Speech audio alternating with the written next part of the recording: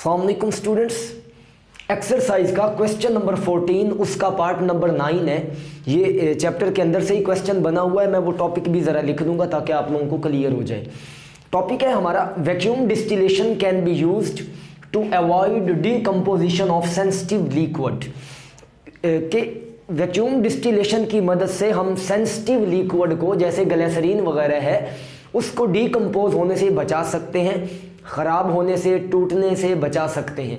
Decompose होने का मतलब है कि कोई चीज़ अपनी हालत में नहीं रही, वो ख़राब हो गई या उसमें चेंजिंग आ गई, उससे हम इसको बचा सकते हैं। सवाल क्या था कि आप इसको जस्टिफाई करें कि वैक्यूम डिस्टिलेशन की मदद से हम किसी भी सेंसिटिव लिक्विड को डीकम्पोज होने से बचा सकते हैं। तो इसके आंसर में सबसे पहले तो मैं आपको ये वैक्यूम डिस्टिलेशन के बारे में भी बता देता हूँ कि वैक्यूम डिस्टिलेशन क्या होता है। तो हमारा टॉपिक है वैक्यूम डिस्टिलेशन।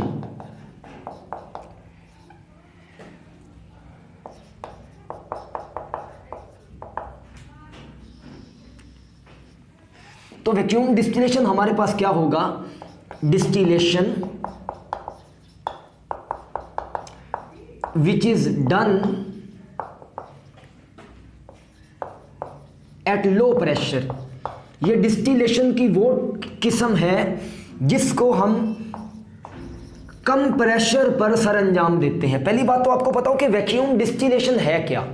वैक्यूम डिस्टिलेशन का मतलब है ऐसी डिस्टिलेशन या ऐसी प्योरीफिकेशन, किसी भी सब्सटेंस की ऐसी प्योरीफिकेशन जो कम प्रेशर पर की जाए, इसको हम कहते हैं vacuum distillation. The distillation which is done at low pressure. ये वो डिस्टिलेशन है जो कम प्रेशर पर की जाती है।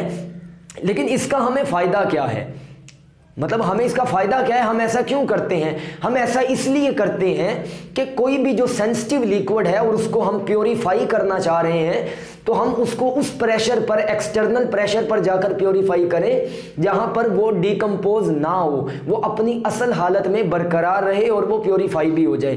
तो इसके कुछ एडवांटेजेस हैं, मैं साथ ही इसके एडवांटेजेस भी लिख देता हूं। डेफिनेशन तो यहां से लेके यहां तक हो गई।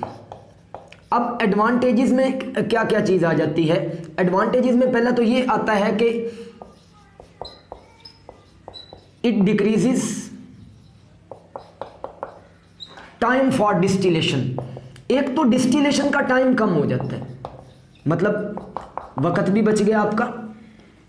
दूसरा, जब टाइम बच रहा है तो इसका मतलब है it decreases fuel for distillation. एक चीज जल्दी हो रही है तो इसका मतलब है टाइम भी बचेगा और आपका जो फ्यूल इस्तेमाल होना है उस अमल के दौरान वो भी कम इस्तेमाल होगा। और तीसरी चीज क्या है? It avoid the compound from decomposition. ये बड़ी इंपॉर्टेंट बात है और आज का तो सवाल भी यही था। It avoid the compound from decomposition. ये कंपाउंड को डीकम्पोज नहीं होने देता। It avoid the compound from decomposition, के जो कंपाउंड है वो डीकम्पोज नहीं होगा। तो टोटल देखें, हमने अभी तक सवाल ये पढ़ा कि वैक्यूम डिस्टिलेशन है क्या और उसका हमें फायदा क्या है। हमने सबसे पहले देखा कि वैक्यूम डिस्टिलेशन एक ऐसा अमल है, ऐसी डिस्टिलेशन है जो कम प्रेशर पर की जाती है, जो लो प्रेशर पर की जाती है। और उसका हमें फायदा क्या होता है? एक तो हमारा टाइम बच जाता है, फ्यूल बच जाता है, और तीसरा जो इंपॉर्टेंट बात थी, जो पेपर में भी पूछा जाना है और ऊपर भी मैंने वही लिखा है कि ये किसी भी कंपाउंड को डीकम्पोज होने से बचाता है। मिसाल के तौर पर इसकी अगर मैं एग्जांपल लिखूंगा तो एग्जांपल में इसकी लिखूंगा ग्लिसरीन। ग्लिसरीन, अब देखें जरा, ग्लिसरीन की अगर बात करें, बॉइलिंग पॉइंट ऑफ ग्लिसरीन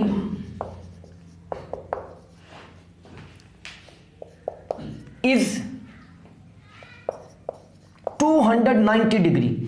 जो ग्लिसरीन का बॉइलिंग पॉइंट है वो 290 डिग्री है एट 760 टॉर एक्सटर्नल प्रेशर। अब देखें, बॉइलिंग पॉइंट ग्लिसरीन का कितना है? 290 है, और यहां पर 760 टॉर क्या है? External pressure. लेकिन यहां पर क्या होगा, इस प्रेशर पर और इस टेम्परेचर पर जो ग्लिसरीन है वो डिकम्पोज हो जाती है, उल्टा प्योरीफाई होने की बजाय वो खराब हो गई। मतलब आप लिखेंगे eight this pressure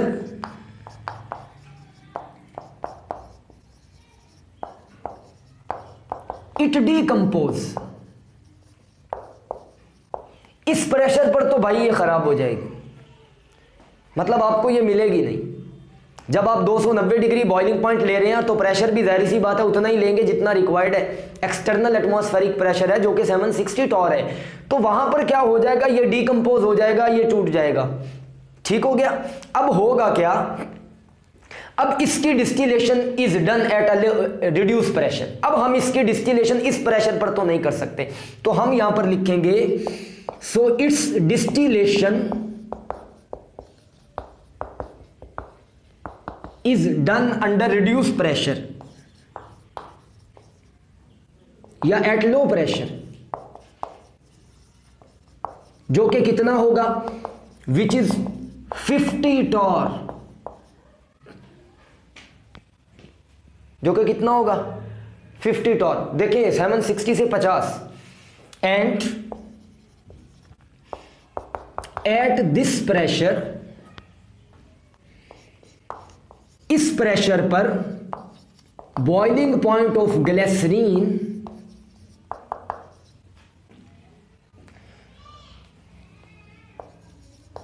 equal to 210 degree.